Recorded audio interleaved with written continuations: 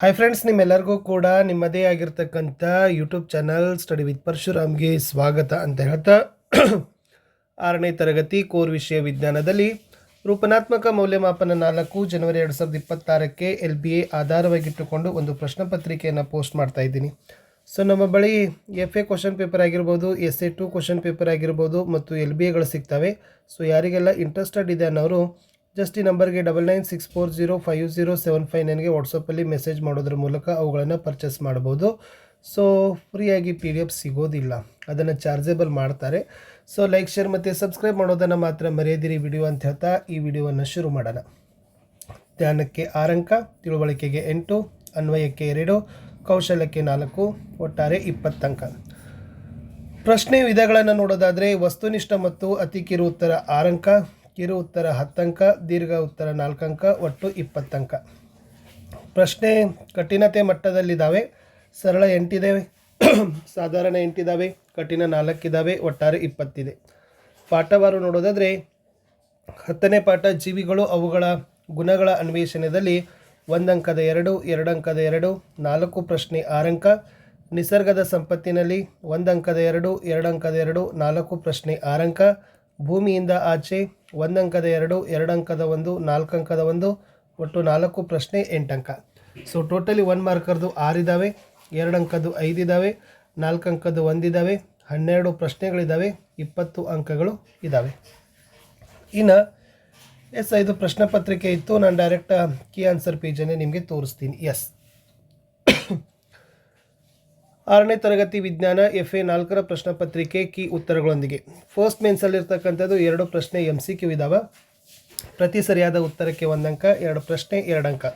So already ನಾನು ಕನ್ನಡ ಆಗಿರ್ಬೋದು, English ಆಗಿರ್ಬೋದು, ಹಿಂದಿ ಆಗಿರ್ಬೋದು ಮತ್ತು SS ಹಾಕಿದ್ದೀನಿ. ಸೊ ಅದನ್ನು ನೋಡದೇ ಇದ್ದರೆ ವಿಡಿಯೋದ ಡಿಸ್ಕ್ರಿಪ್ಷನ್ ಬಾಕ್ಸ್ನಲ್ಲಿ FA SA ಎಕ್ಸಾಮ್ 2025-26 ಅಂತಲೇ ಒಂದು ಪ್ಲೇಲಿಸ್ಟ್ ಲಿಂಕ್ ಇದೆ. ಅಲ್ಲಿ ಹೋಗಿ ನೋಡಿದರೆ ಆ ಎಲ್ಲ ವಿಷಯಗಳು ಸಿಗ್ತವೆ.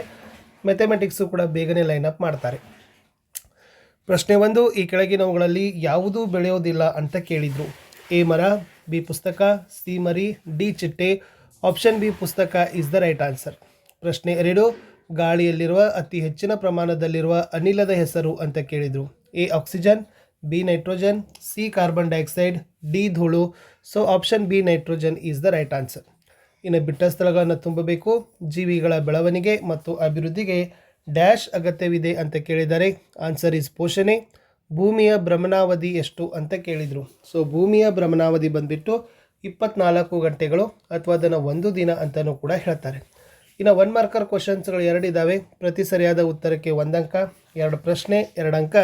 ಸಸ್ಯಗಳು ಯಾವ ಶಕ್ತಿಯನ್ನು ಬಳಸಿ ಆಹಾರವನ್ನು ತಯಾರಿಸಿಕೊಳ್ಳುತ್ತವೆ ಅಂತಕ್ಕಂಥದ್ದು ಇತ್ತು. ಸೊ ದ ಆನ್ಸರ್ ಈಸ್ ಸಸ್ಯಗಳು ಸೂರ್ಯನ ಶಕ್ತಿಯನ್ನು ಬಳಸಿಕೊಂಡು ಆಹಾರವನ್ನು ತಯಾರಿಕೆ ಮಾಡಿಕೊಳ್ತವೆ. 6ನೇ ಪ್ರಶ್ನೆ, ರಾತ್ರಿ ಆಕಾಶದಲ್ಲಿ ಅತ್ಯಂತ ಪ್ರಕಾಶಮಾನವಾದ ನಕ್ಷತ್ರ ಯಾವುದು ಅಂತ ಕೇಳಿದರು. ಸೊ ರಾತ್ರಿ ಆಕಾಶದಲ್ಲಿ ಅತ್ಯಂತ ಪ್ರಕಾಶಮಾನವಾಗಿರ್ತಕ್ಕಂಥ ನಕ್ಷತ್ರ ಅದು ಬಂದುಬಿಟ್ಟು ಸಿರಿಯಸ್ ಅಂತಕ್ಕಂಥದ್ದು ರೈಟ್ ಆನ್ಸರ್. ಇನ್ನು 2 ಅಂಕದ ಪ್ರಶ್ನೆಗಳು 5 ಇದ್ದಾವೆ. ಸೊ ಅವುಗಳನ್ನು ಒಟ್ಟು 10 ಅಂಕಗಳನ್ನು ಆರಾಮಾಗಿ ನೀವು ಇಲ್ಲಿಂದ ಪಡಿಬೋದು. ಸೊ ಬಹಳ ಈಸಿಯಾಗಿರ್ತಕ್ಕಂಥದ್ದು. ಮೋಸ್ಟ್ ಇಂಪಾರ್ಟೆಂಟ್ ಪ್ರಶ್ನೆ, ಜೀವಿಗಳ ಅಗತ್ಯ ಲಕ್ಷಣಗಳು ಯಾವುವು? ಸೊ ಜೀವಿಗಳ ಮುಖ್ಯವಾಗಿರ್ತಕ್ಕಂಥ ಅಗತ್ಯ ಲಕ್ಷಣಗಳಲ್ಲಿ ಫಸ್ಟ್ 1 ಚಲನೆ, 2 ಬೆಳವಣಿಗೆ, 3 ಉಸಿರಾಟ, 4 ಪೋಷಣೆ, 5 ವಿಸರ್ಜನೆ. ಇವಷ್ಟು ಕೂಡ ಏನಪ್ಪ ಅಂತಂದರೆ ಜೀವಿಗಳ ಅಗತ್ಯತೆಯ ಲಕ್ಷಣಗಳೇ ಆಗಿದ್ದಾವೆ. ಇನ್ನು ಪ್ರಶ್ನೆ 8, ಬೀಜ ಮೊಳಕೆ ಇಡಲು ನೀರು ಏಕೆ ಅಗತ್ಯ ಅಂತ ಕೇಳಿದರು. ನೀರು ಬೀಜದ ಹೊದಿಕೆಯನ್ನು ಮೃದುಗೊಳಿಸುತ್ತದೆ ಮತ್ತು ಅಗತ್ಯವಾದ ಚಯಾಪಚಯ ಪ್ರಕ್ರಿಯೆಗಳನ್ನು ಸಕ್ರಿಯಗೊಳಿಸುವ ಮೂಲಕ ಬೀಜದೊಳಗಿನ ಭ್ರೂಣ ಬೆಳೆಯಲು ಸಹಾಯ ಮಾಡ್ತದೆ ಅಂತ ಬರೆದ್ರೆ ಸಾಕು. ಪ್ರಶ್ನೆ 9, ಅರಣ್ಯಗಳಿಂದ ಆಗುವ ಉಪಯೋಗಗಳೇನು ಅಂತಕ್ಕಂಥದ್ದು ಇತ್ತು. ಬಹಳ ಈಸಿಯಾಗಿರ್ತಕ್ಕಂಥ ಪ್ರಶ್ನೆ. ಸೊ ಮುಖ್ಯವಾಗಿ ಅರಣ್ಯಗಳು ಅಂತಕ್ಕಂಥದ್ದು ಇವುಗಳನ್ನು ಪರಿಸರದ ನಾವು ಜೀವನಾಡಿ ಅಂತಲೇ ಕರಿತೀವಿ. ಆಮೇಲೆ ಎಲ್ಲ ಆವಾಸಗಳಿಗೆ ಅರಣ್ಯಗಳು ನಮಗೆ ಆಹಾರ ಮತ್ತು ಆವಾಸವನ್ನು ಒದಗಿಸಿಕೊಡ್ತವೆ. ಆಮೇಲೆ ಹೆಚ್ಚಿನ ಆಮ್ಲಜನಕದ ಉತ್ಪಾದನೆಗೆ ಕೂಡ ಅರಣ್ಯಗಳು ಸಹಕಾರಿಯಾಗಿದ್ದಾವೆ. ಇನ್ನು ಅರಣ್ಯಗಳು ಮಳೆ ಪ್ರಮಾಣ ಹೆಚ್ಚಾಗಿ ಬರುವಂತೆ ಮಾಡ್ತವೆ. ಉರುವಲು, ಮನೆಯ ಕುರ್ಚಿ, ಬಾಗಿಲುಗಳನ್ನು ಸಹಿತ ನಾವು ಅರಣ್ಯಗಳಲ್ಲಿರ್ತಕ್ಕಂಥ ಮರಗಳ ಕಟ್ಟಿಗೆಗಳನ್ನು ಬಳಕೆ ಮಾಡಿ ಮಾಡಬಹುದು ಅಂತಕ್ಕದ್ದನ್ನು ಕೂಡ ಬರೆದ್ರೆ ಅಂಕಗಳನ್ನು ಕೊಡ್ತಾರೆ. ನೆಕ್ಸ್ಟ್, ನವೀಕರಿಸಬಹುದಾದ ಮತ್ತು ನವೀಕರಿಸಲಾಗದ ನೈಸರ್ಗಿಕ ಸಂಪನ್ಮೂಲಗಳಿಗೆ ಇರುವ ವ್ಯತ್ಯಾಸಗಳನ್ನು ಪಟ್ಟಿ ಮಾಡಿರಿ ಅಂತ ನಿಮಗೆ 2 ಅಂಕದ ಪ್ರಶ್ನೆ ಇತ್ತು. ಅಂದರೆ ನವೀಕರಿಸಬಹುದಾದ ಒಂದು, ನವೀಕರಿಸಲಾಗದ ಒಂದು. ಇಲ್ಲಿ ನವೀಕರಿಸಬಹುದಾದ ಸಂಪನ್ಮೂಲಗಳಿಗೆ ಏನಂತ ಕರಿತೀವಿ? ಮುಗಿದು ಹೋಗಲಾರದ. ನವೀಕರಿಸಲಾಗದ ಅಂದ್ರೆ ಮುಗಿದು ಹೋಗುವ. ಓಕೆನಾ? ನೋಡಿ, ನವೀಕರಿಸಬಹುದಾದ ಅಂದ್ರೆ ಕಡಿಮೆ ಅವಧಿಯಲ್ಲಿ ಮರುಪೂರ್ಣಗೊಳ್ಳುವ ಸಂಪನ್ಮೂಲ ಆಗಿದ್ದಾವೆ. ಹೆಚ್ಚಾಗಿ ಬಳಸಿಕೊಂಡರೆ ಇದು ಮುಗಿದು ಹೋಗೋದೇ ಇಲ್ಲ. ಫಾರ್ ಎಕ್ಸಾಂಪಲ್ ಗಾಳಿ, ನೀರು ಅಂತ ನಾವು ಹೇಳ್ಬೋದು. ಬಟ್ ನವೀಕರಿಸಲಾಗದ ಅಂದರೆ ಸಮಂಜಸ ಅಥವಾ ಕಡಿಮೆ ಅವಧಿಯಲ್ಲಿ ಮರುಪೂರಣಗೊಳ್ಳದ ಸಂಪನ್ಮೂಲಗಳೇ ಆಗಿದ್ದಾವೆ. ಅಂದರೆ ಇವುಗಳನ್ನು ನಾವು ಹೆಚ್ಚಾಗಿ ಬಳಸಿಕೊಂಡರೆ ಮುಗಿದು ಹೋಗ್ತದೆ. ಫಾರ್ ಎಕ್ಸಾಂಪಲ್ ಕಲ್ಲಿದ್ದಲು, ಪೆಟ್ರೋಲ್ ಇತ್ಯಾದಿಗಳನ್ನು ನಾವು ಏನು ಮಾಡ್ಬೋದಪ್ಪ ಅಂತಂದರೆ ಕೊಡ್ಬೋದು.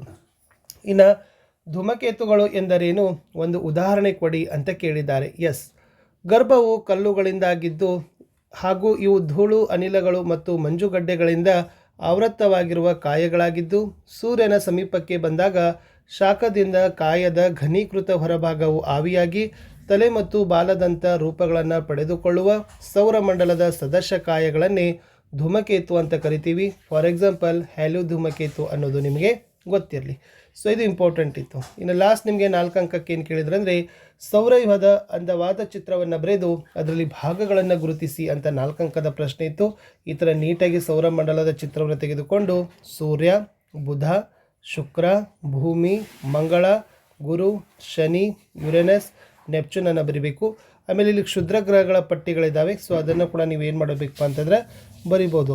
ಅದು ಬಂದುಬಿಟ್ಟು ಮಂಗಳ ಮತ್ತು ಗುರು ಗ್ರಹಗಳ ನಡುವೆ ಇರ್ತಕ್ಕಂಥ ಒಂದು ಪಟ್ಟಿಯೇ ಕ್ಷುದ್ರ ಗ್ರಹಗಳ ಪಟ್ಟಿ. ಎಷ್ಟು ಸೈನ್ಸಲ್ಲಿ ಇರ್ತಕ್ಕಂಥ FA 4ರ ಪರೀಕ್ಷೆ ಪ್ರಶ್ನೆ ಪತ್ರಿಕೆಯನ್ನು ಕೊಟ್ಟಿದ್ದೀನಿ. ಸೊ ವಿಡಿಯೋನ ಲೈಕ್, ಶೇರ್ ಮತ್ತು ಸಬ್ಸ್ಕ್ರೈಬ್ ಮಾಡೋದನ್ನು ಮಾತ್ರ ಮರೆಯದಿರಿ. ನಾನು ಸಿಗ್ತೀನಿ ಹೆಚ್ಚಿನ ವಿಡಿಯೋದಲ್ಲಿ. ಅಂಟಿಲ್ ಟೇಕ್ ಕೇರ್, ಬಾಯ್.